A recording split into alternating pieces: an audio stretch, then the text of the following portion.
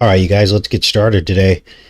We've been in the chat for the first several minutes, just chatting with you guys about the Trump trading cards, of course, and we'll get into that in detail tomorrow because there's a lot to cover with the Trump trading cards and the whole psychological operation behind it. Took me a couple days to kind of think about it, figure out what was going on with all of this, but it's apparent to me that there is chaos magic afoot. Honey traps, you name it, it's all part of the psyop with these cards, done intentionally horribly, obviously very low class cards, and I'm not saying that from the left perspective. Obviously we're not left leaning here. I'm saying it from the psyop perspective, and these two parties joining in together to essentially control demolition of our political establishment. They're doing this all on purpose, you guys. We'll get into that tomorrow, but what you guys came here to see today was World War Z. Now, I took another look at World War Z, the zombie movie, and of course it released during the Gemini Zodiac, June 2nd, 6266, and June 21st, which of course is the summer solstice in 2013. And all I can say about this production is, wow. World War Z.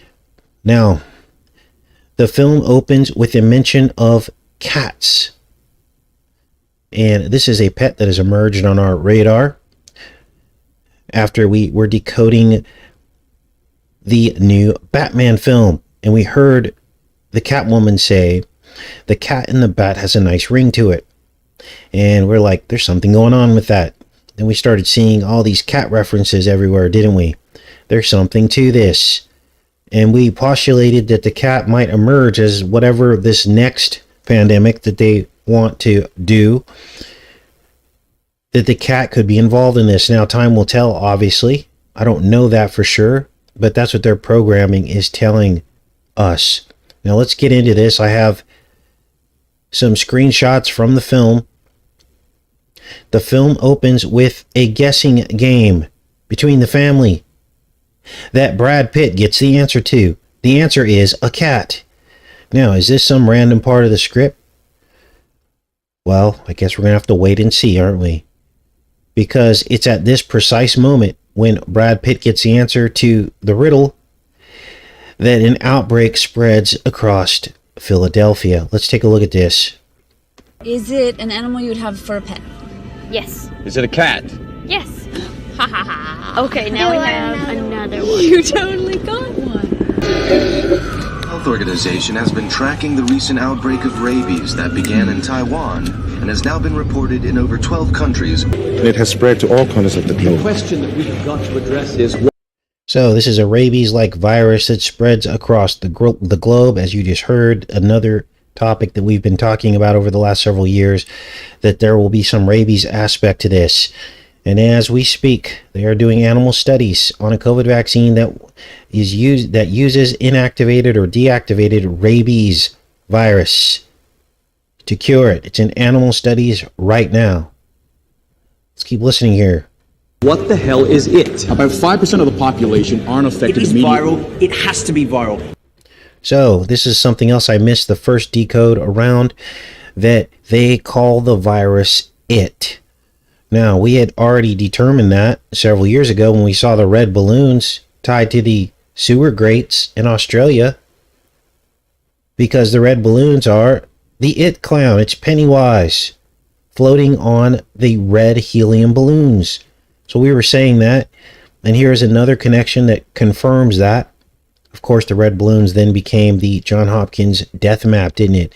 Looking like red balloons spreading across the world on a gray background. Let's keep watching here. Spanish flu. Spanish flu. It didn't exist in 1918, but by 1920, it killed 3% of the world. There's no room here for non-essential personnel. Now, this is Gerry, played by Brad Pitt, and he's rescued from a building by the military so he can be recruited to join the fight against this new disease. And of course, he becomes part of the essential personnel. Well, where did we hear that? Well, all throughout the pandemic, it was all about the essential people. Only the essential people could remain open, essential businesses, essential personnel, and that's repeated, except the problem is that this film came out 7 years before COVID-19. Now, the aircraft carrier is number 19. Watch. Take a look around here, Mr. Lane. Each and every one of these people are here because they serve a purpose. There's a long line of people waiting for one of those bugs. All non-essential personnel given F6 status and in groups A through E. So here's the number 19 on the side of the aircraft personnel. Now here is the problem. Let's break this down. The 2006 or the 2013 movie that you're watching now was based off of a 2006 book. 7 years before the movie. Well, 7 years after the movie, 2020, was when the pandemic began, didn't it? So you had 7 years from 2006 to 2013, and then another 7 years from 2013 to 2020. So you had 7 and 7 years. Now, is this an accident? I don't think so. And I'm going to tell you why. This ship is called the Argus. And it was used in the film. Well, guess what? The Argus, here's the screenshot from the film, they're saying was recently used to help fight COVID-19 in the UK. Now, this is a UK ship. RFA is the Royal Navy, I believe. And it just so happens that the same ship was used to fight COVID-19, and it's got a 19 on its observation tower. Now I looked to find the ship, and it's a real ship. And like I said, according to this article, they're saying that they used it to fight COVID-19. But here's the problem. This is the actual ship. They digitally added the number 19 to the ship in the film. 7 years before COVID-19. Now, I'm not making any connections to this. I'm just pointing out something really weird. They digitally added this to the ship. Now, this is where things get really, really creepy, because Brad Pitt plays the character Gerry, spelled Gerry. What does his name mean? It means ruling spear. Let's keep watching here. Unbelievable.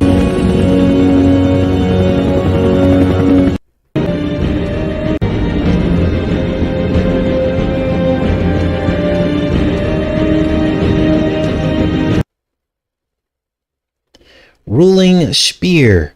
Now, why is this important? Well, some people are thinking, oh, you're reading too much into this. Well, hindsight is 2020, and they can't run from the record, can they? Gerry goes on in this movie to fashion for himself a spear. He's pierced in the side by a spear, and he uses a machete to cut off the infected soldier's hand. Let's keep watching here.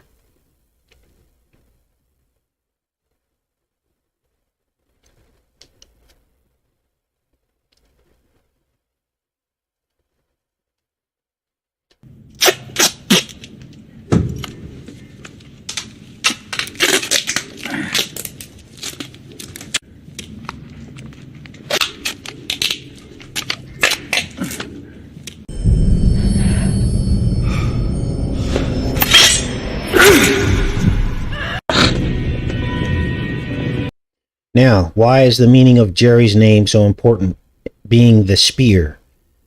Well, it's because we had already decoded the tip of the spear, hadn't we? We identified it as Apollo's arrow, the mechanism of the infective agent, and the quote-unquote cure.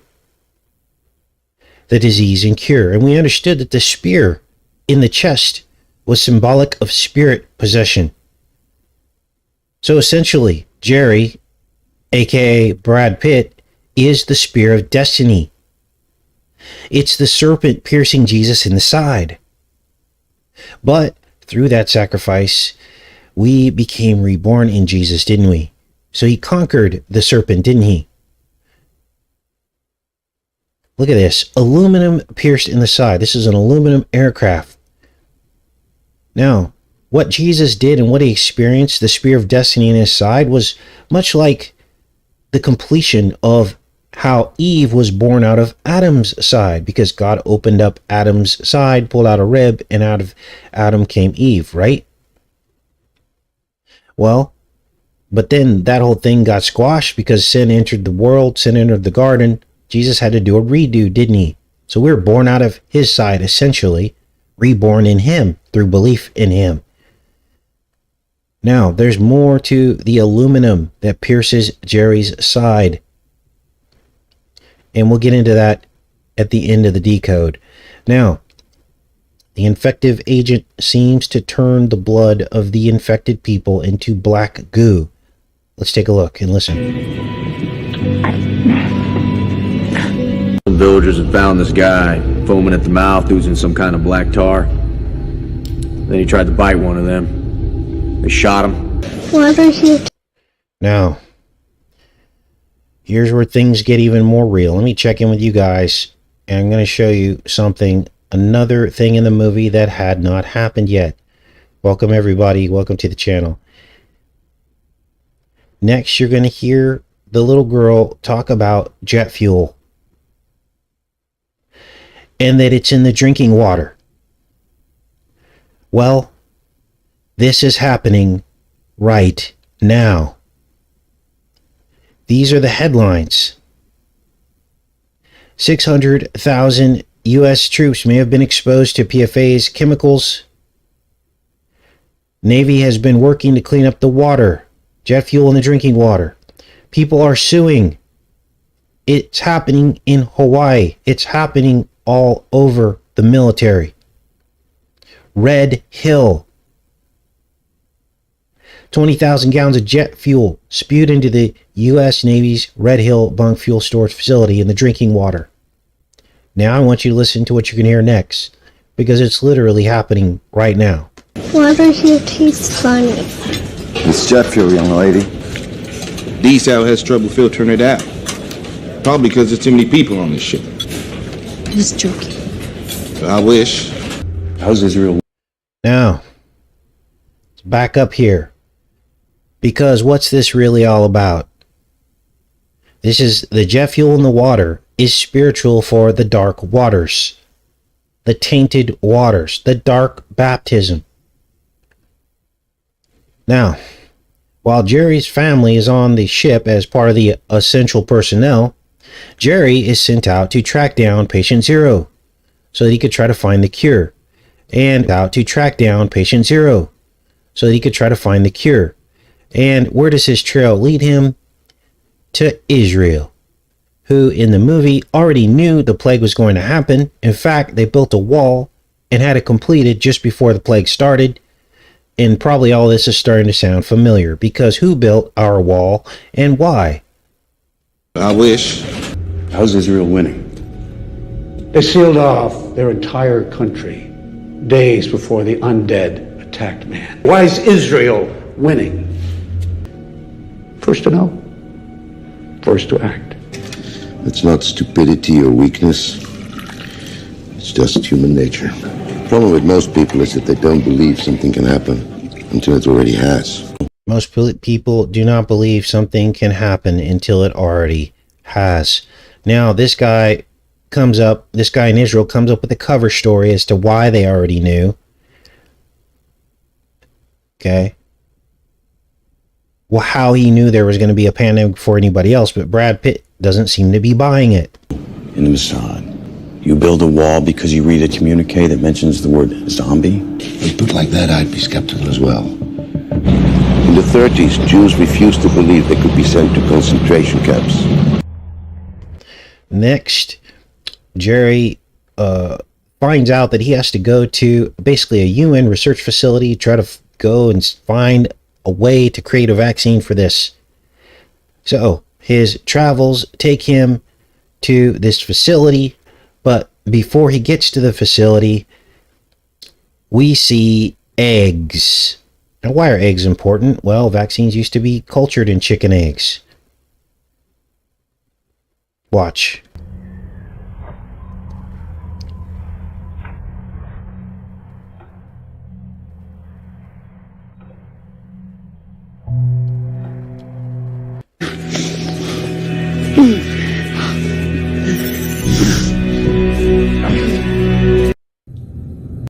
Now, science wonders why people can now contact bird flu, and why during polio people came down with simian monkey flu from the polio vaccines that were cultured in monkeys. Anytime you mix animals with humans, things start to cross over, and the eggs make their appearance again inside the research facility, inside the vaccine lab where he hopes to find a cure.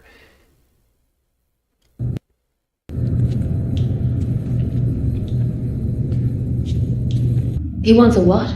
Deadly pathogen. So at this point, Pitt realizes that by infecting himself with a deadly pathogen, that these zombies will ignore him. But here's the weird thing. Let's keep watching here, because this is kind of what they're doing with these experimental animal trials. They're using a deadly pathogen, rabies, as the carrier. Now, this same theme was repeated in I Am Legend. They used the measles to carry the cure. What is happening here? Why are all these things crossing over between fiction and reality? Let's keep watching here. With a high mortality rate, but curable. Equipped with the right pathogen, our troops would be essentially invisible to the enemy. Okay, well, you'd want a bacteria rather than a virus, I would think. Typhus? You understand the only way to prove this theory of yours is for some idiot to infect themselves with a lethal pathogen and then meet with her.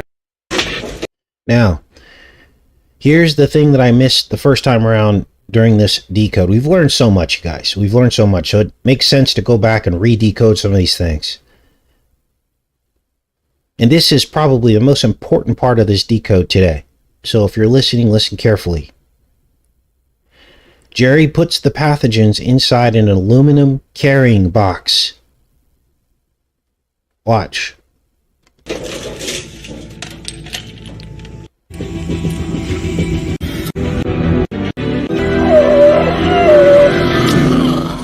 He then injects himself with one of the pathogens.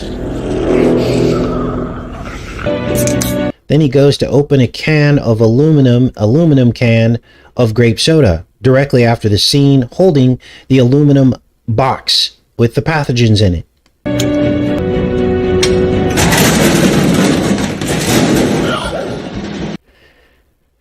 Now, some of your brains are already turning about this aluminum component, because remember, he was pierced in the side by an aluminum part of the airplane, wasn't he? Needless to say, the plan works, and Pitt exits the lab infected with the deadly bacteria. He opens up the aluminum can of soda while holding the aluminum box. What kind of soda does he drink? Grape. What's grape represent? The blue bloods.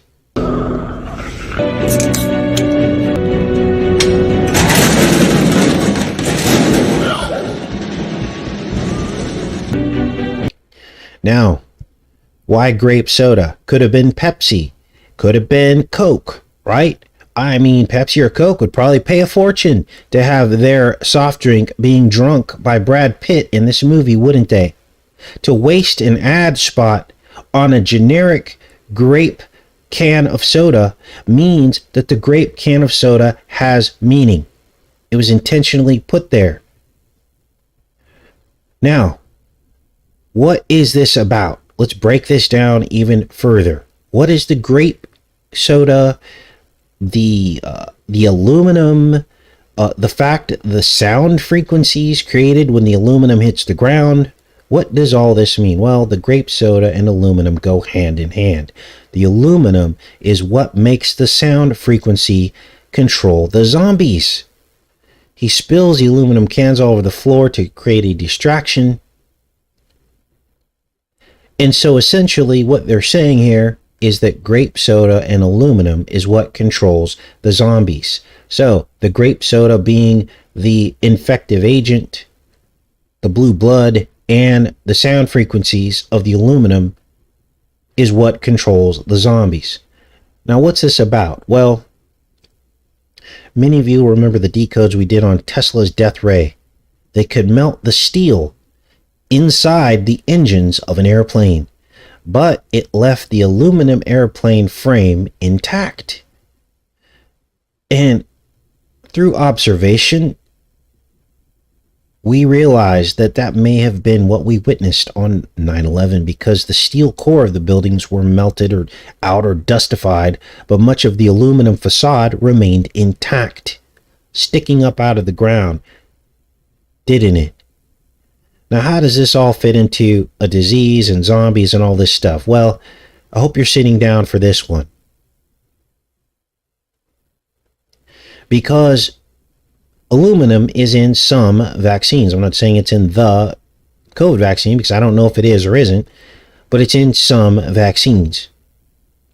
And this is why I believe Brad Pitt was pierced in the side by the aluminum aircraft, and why he held the diseases in the aluminum box, and why he drank an aluminum grape soda.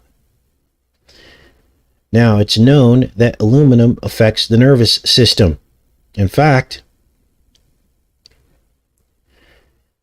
and remember, it also affected the nervous system in the zombies in World War Z. Here's a particular study unrelated to any vaccines or anything, but these are just a study on internal load of aluminum in the central nervous system of aluminum welders. Now, these welders in this study worked in like a shipping yard. And apparently there was impairment that was measured. Impairment by the aluminum that seemed to indicate some kind of zombie-like behavior. Impaired learning, retention, and motor coordination was observed. The neurotoxicity of the aluminum came to light. Now, for anyone reviewing this video, I'm not assuming that aluminum inside the smack scenes is causing this. I'm not making the connection there.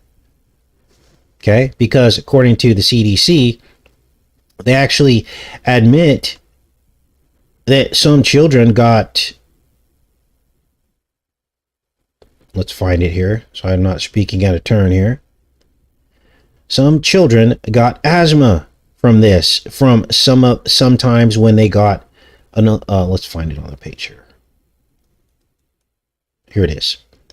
An observational study published in September 2022, that's just a few months ago, identified a possible association between exposure to aluminum from smack scenes and the later development of persistent asthma in a cohort of children received care at a healthcare organization participating in the blah, blah, blah. Now, this happened to me personally. I shared a story with you guys, how I worked in the medical industry, and before I was able to enter the emergency room to assist doctors in performing the insertion of these pelvic floor restoration devices, we'll call them, being careful with my words here, I had to go through a whole litany of vaccinations. Okay? This was back before I was awake. And for 2 years after I got those, I developed seasonal asthma. Never had asthma in my entire life, but I got it. And I'm not saying there was a connection between the two. I'm just telling you my personal experience that the CDC admits to right here in this, on their CDC website. Now, they talk about aluminum. We all know this. This isn't new information, that it's inside of a lot of these smack scenes, and they tell us why. It's to create an immune response. Help the body build stronger immunity against the germ in the vaccine. Aluminum is one of the most common metals found in nature. It's present in air, food, water. So that's all we're going to say about that, because we just read directly from the websites and read a study that was unrelated to the vaccines, but gives us an idea of what can happen to the nervous system if you are exposed to too much aluminum.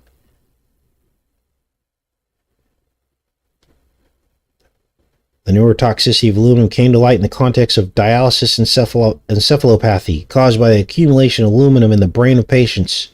Speech disturbances, seizures, decline in cognitive function, slight decline in psychological test performances.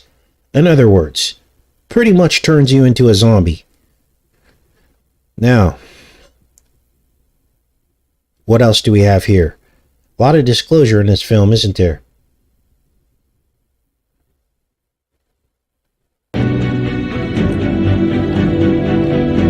So Gerry drinks the grape soda, the tip of the spear, creates a sound disturbance, walks straight through the zombies.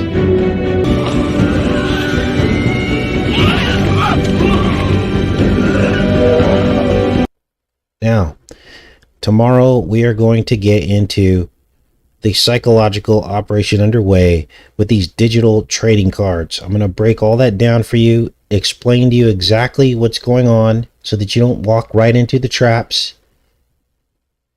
Step right up. Get your digital trading cards. Get your crypto cards. I stopped going to carnivals a long time ago trying to win teddy bears because it's all a scam. But it goes deeper than that. This is about the destruction of our political system intentionally to bring about globalism. Don't fall for it. Don't fall for the race baiting. Don't fall for the right-left paradigm. Don't fall for anything that gets you emotional every day that's coming from the top down. If you're watching the news and things start to get you emotional, then you're already falling for the trap that has been set because it's all orchestrated. It's all orchestrated. Now, let's go into the chat for a bit, see what you guys are up to.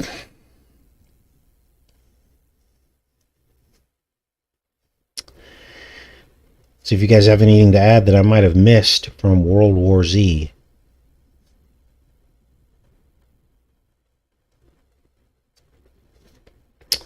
All right.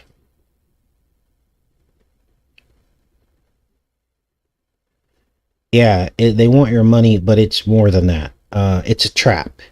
Let me give you a little teaser for tomorrow's show. Okay? Because we have to talk about this. Trump first said that crypto was a threat to the dollar.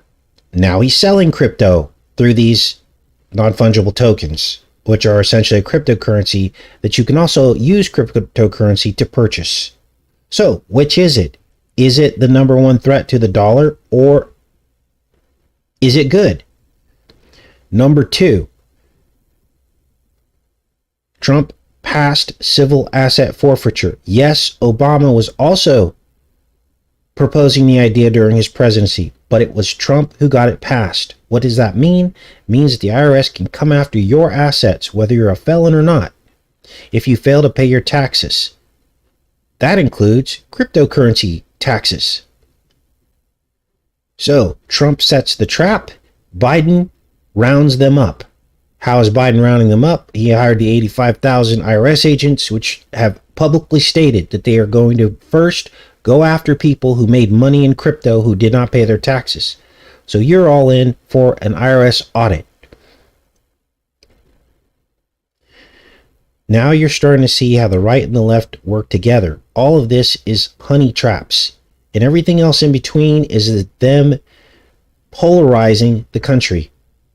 So as we speak right now, everyone's shaming Trump. Oh, how horrible the cards were. Oh, they were done horribly on purpose to exhibit a response, to further polarize the right against the left, because nobody wants to see their hero getting picked on, right? They don't even think to ask why the cards were done so cheaply. They don't even think to ask why they cost $99. They don't think to ask why he used images that were already found on the internet through a simple Google image search.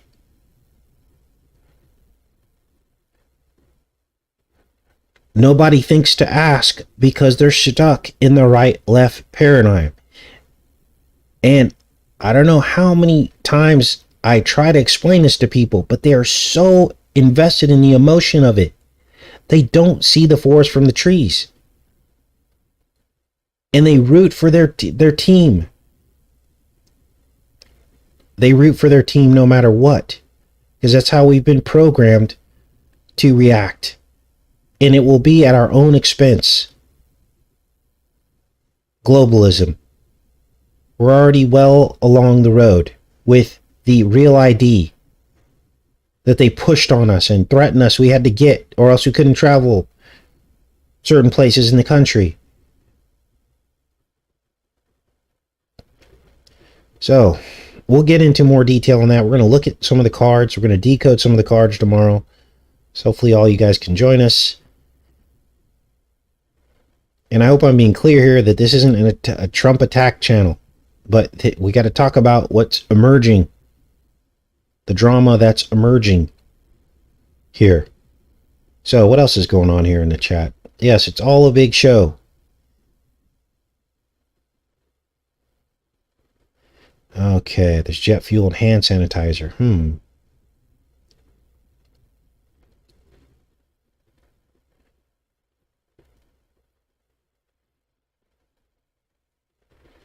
Okay.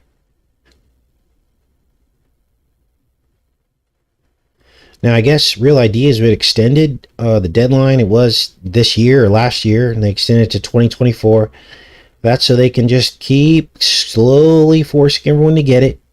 A national ID. Never before in the history of a free country have they had a national ID. That's just crazy. These were the kinds of things that happened before dictators took over countries, or as dictators took over countries, they would require a national form of identification.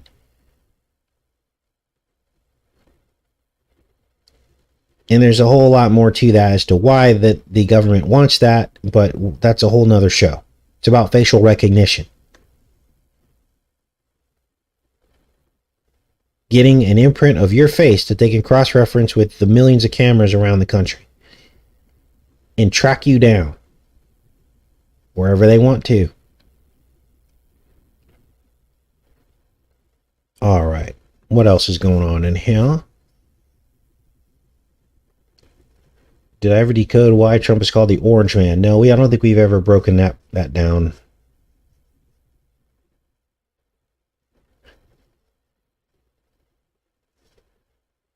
Yeah, it's not just about flying, though. Pretty soon, the states are going to be locked down, state borders. And they're going to say it's because, the states have so much different... they're going to blame it on drug trade. They're going to blame it on the states having different rules about COVID or whatever, or vaccination. They're going to blame it on that. But there's going to come a day where there will be gates at every passing into another state or sections of the country. It's going to be made up into blocks, so to speak.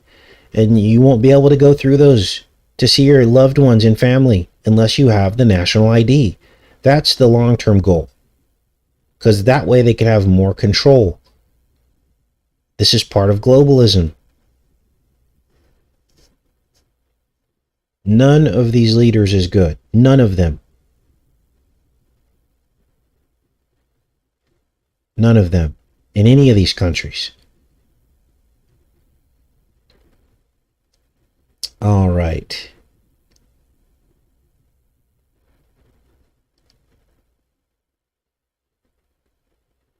Hunger Games, absolutely. Yep, climate lockdown. Now, people are like, Casey, why do you care about electric? Well, one of my best friends just bought a Tesla. I'm like, okay, well, this will be a good opportunity to observe and see, you know, how all this works out for him. But here's the problem with changing everything to electricity. Here's the problem with the future of an electric kingdom, is that it consolidates all of the control into the person who provides the electricity. Okay? And they can set the price wherever they want. They can say, oh, to reduce climate change, we're gonna have to make you use less electricity. We're just gonna have to. And even if we have to make that electricity really expensive for you, that will be your incentive to use less of it. And they'll say it's for global climate change. Okay? Imagine, okay, think about the average house. Now, I was going to do this on a separate show, but now is a good time to talk about this. Always complaining, Casey. Well, no, we're actually always sticking up for the people that are getting run over in our country. That's what we're doing here. So unless you're a millionaire, you know, all of us are on the same page. We're sick of this. And we need to talk about it, because if we're not talking about it, it's just going to keep happening to us. But imagine your house. Go back to the 1970s or 80s, okay? People had gas stoves, right? You had your water heater operated by gas, natural gas. Then you also had, what else? Your oven could be natural gas. In fact, it was to the point where you could actually only use electricity for a few things, like it ran your refrigerator, maybe your washer machine, and you could actually keep control of how much you spent on your electric bill, right? Well, here's the problem. Now, all of those appliances that I just mentioned to you are in the process of being converted to electricity. What does that do? It consolidates all that power into one person, one entity that can now set that price wherever they want. We've already been told that they want to basically make us use less energy, right? We've already been told that. Even if the energy is almost free for them to make, we've already been told that. We've got electric cars now. Soon they will have complete power. If we don't stand up and say something, I guess you can call it complaining, then they're just going to make it happen without any resistance. So the people that don't want us talking about this, they don't want the resistance. And I'm very suspect of someone that would say that, because the resistance is all we have. Talking about this is all we have to make a change and getting this word out to as many people as possible. Because the day is coming where there won't be any more choice. And it's a slow, gradual movement by the right and the left to steal our rights. And this is what it's all about. And this is why we keep talking about it. So what else do we have here?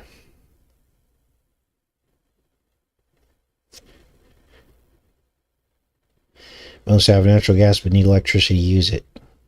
Yes, but it requires a lot less electricity to use natural gas.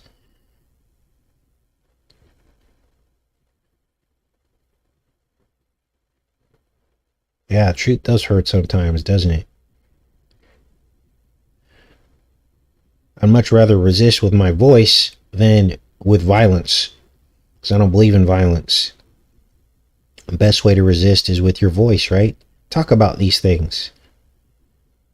Now, I wish I had a lot of great stuff to say about our government, but I just don't. Because they have an agenda that doesn't fit with the way most people believe. They're taking us down a path that most people don't want. So how is that a representative government? People have already made their voices heard about how they feel about the direction that our country's going. But the government doesn't seem to be listening. Our votes don't seem to matter anymore. So what are we supposed to do? Shut up and go along with it? Not me. Not as long as I have a voice.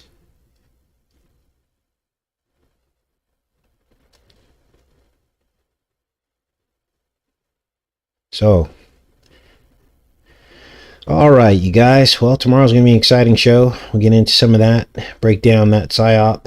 I love each and every one of you, and I will see you guys tomorrow. Take care and be safe.